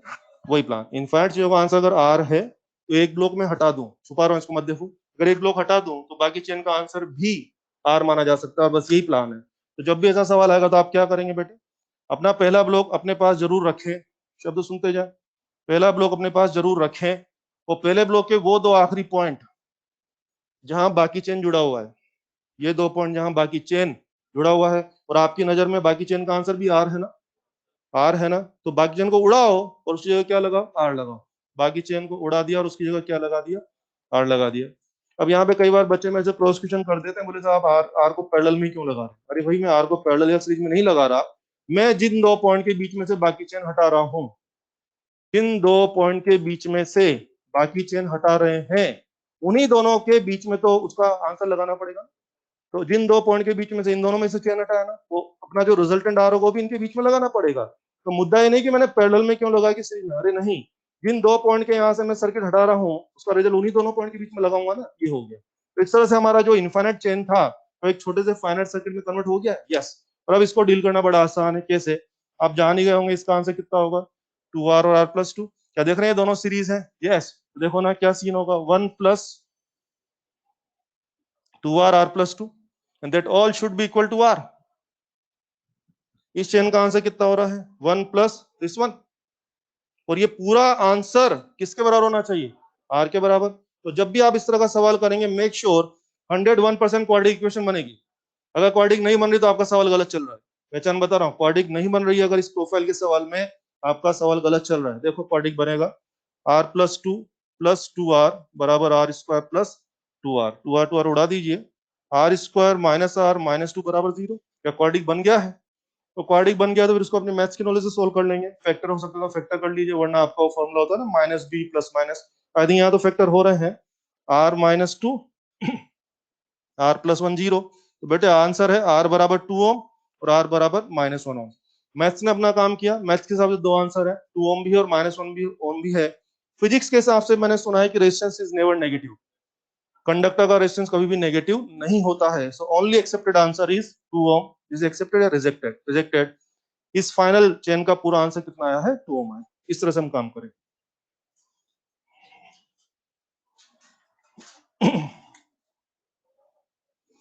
कोई कष्ट हो तो पूछ सकते हैं।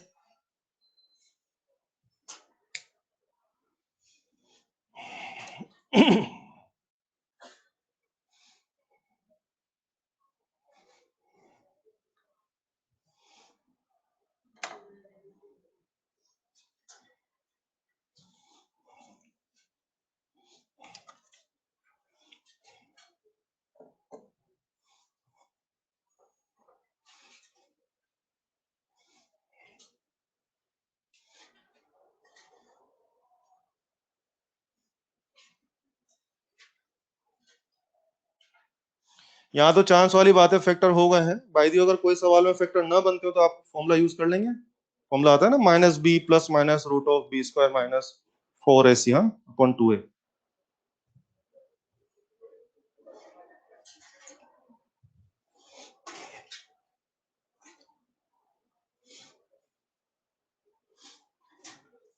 कोई क्रॉस क्वेश्चन है किसी का?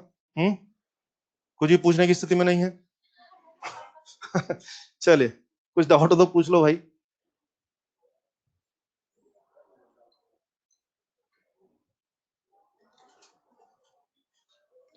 अब देखो, आपने सवाल किया है और आपका फाइनल आंसर कितना आ गया? 2 ओम आ गया। ये तो हो गया प्रोसीजर वाली बात की, प्रोसीजर इस तरह से आंसर आ जाएगा। बाय दी अगर हम एग्जाम की बात करें तो एग्जाम में कहीं ना कहीं टाइम का प्रेशर होता है हम लोगों को, तो इस तरह के सवालों को करने के लिए शॉर्टकट भी अपने पास अवेलेबल है। उसमें एग्जैक्ट आंसर तो नहीं आएगा, लेकिन रेंज पता लग जाएगी कि आपका आंसर किस किस के बीच में रहेगा। वो कैसे होगा जरा वो भी सुन लीजिए, वो भी सीख लीजिए। जैसे ये सब भी सवाल आएगा तो आप क्या करेंगे? चलो बना के बताता हूँ, शॉर्टकट बताता हूँ। हमेशा पहला ब्लॉक तो रख ही लो, 1 और 2। ये पहला ब्लॉक, 1 और 2 ये पहला ब्लॉक, ठीक है। शॉर्टकट प्रोसीजर, किसी को अगर ये नहीं करना तो इससे आंसर ला सकता है। यस, ये बताओ यार, पहला ब्लॉक ये रहा। बाकी पीछे जितना कुछ भी लगाओ, दुनिया का कोई भी रेजिस्टेंस लगा हो, इसका अधिक से अधिक रेजिस्टेंस कितना हो सकता है? इनफाइनाइट। और इसका कम से कम रेजिस्टेंस कितना हो सकता है? 0। अरे, इस ब्लॉक के पीछे कुछ लगा हुआ ना, ये जो भी है, तो इसका दुनिया में मैक्सिमम पॉसिबल रेजिस्टेंस कितना हो सकता है? इनफाइनाइट। और मिनिमम पॉसिबल रेजिस्टेंस कितना हो सकता है? 0। That's it. पहला ब्लॉक रख दे, यहाँ पर maximum possible minimum possible resistance कितना हो सकता है? 0। और मैक्सिमम पॉसिबल रेजिस्टेंस कितना हो सकता है? इनफाइनाइट। समझे? तो आओ इसका आंसर निकालने जरा। इस केस का इक्विवेलेंट आंसर कितना होगा? यस, पूरा इसमें चला जाएगा, याद है? Short circuit, short circuit and this is open. कुल मिला के बात ये भाई, पहला ब्लॉक लो, उसको एक बार तो शॉर्ट मार दो, एक बार ओपन मार दो, एक बार तो शॉर्ट मार दो, एक बार तो ओपन। चलो इसका आंसर पकड़ना जरा कितना है। हूँ क्या कर रहे बोलो बे, अभी सब सिखा के लाया। हूँ कर रहे। 1 ओम। कमान, इसका आंसर बोलो बे। 3 ओम। अगर ये वाकई में 0 होता तो आपका आंसर 1 ओम होता। अगर ये वाकई में इनफाइनाइट होता तो आपका आंसर 3 ओम होता। लेकिन मुझे लगता है असल में ना तो ये 0 था ना इनफाइनाइट था।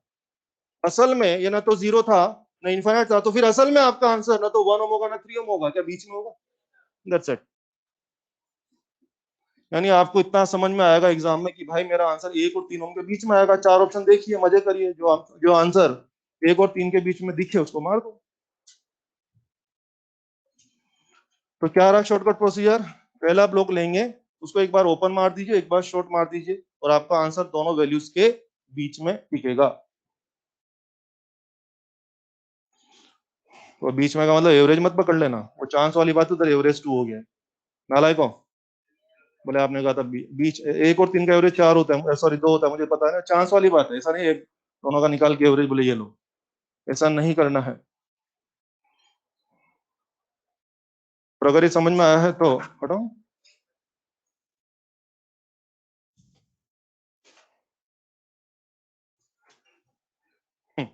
अब सुने, तो बेटा क्वेश्चन है कि एम्स में आया हुआ क्वेश्चन, अभी 3-4 साल पहले के एम्स के पेपर में था ये।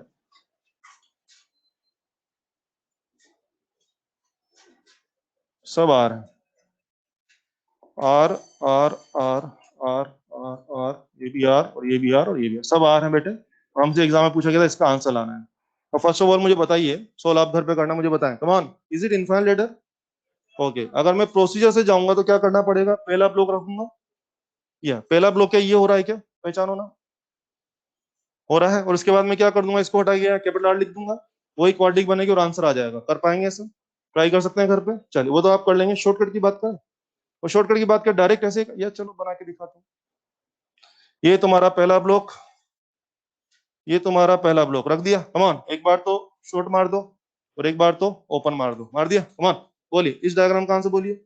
2R, शाबाश बहुत अच्छा। इसका बोलिए 3R। गारंटी है आंसर एग्जाम में जो आंसर 2R और 3R के बीच में दिखे उसको टिक कर दीजिए।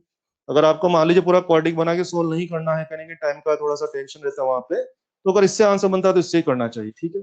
निश्चित रूप से आपका जो आंसर आएगा R, वो 3R और 2R के बीच में आएगा। और एग्जैक्ट सोल्व करना तो एक क्वाड्रिक बना के सोल्व कर सकते हैं। कर लेंगे ट्राई?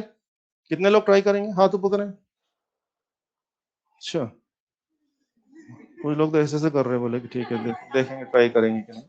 चलिए बाकी अगली क्लास में देखते हैं, धन्यवाद, थैंक यू।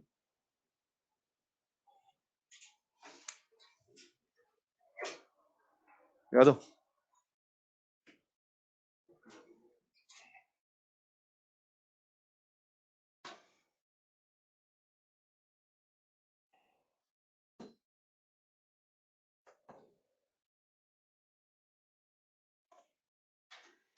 आज हमने जो है ना बेसिक सर्किट्स के बारे में बात करी है।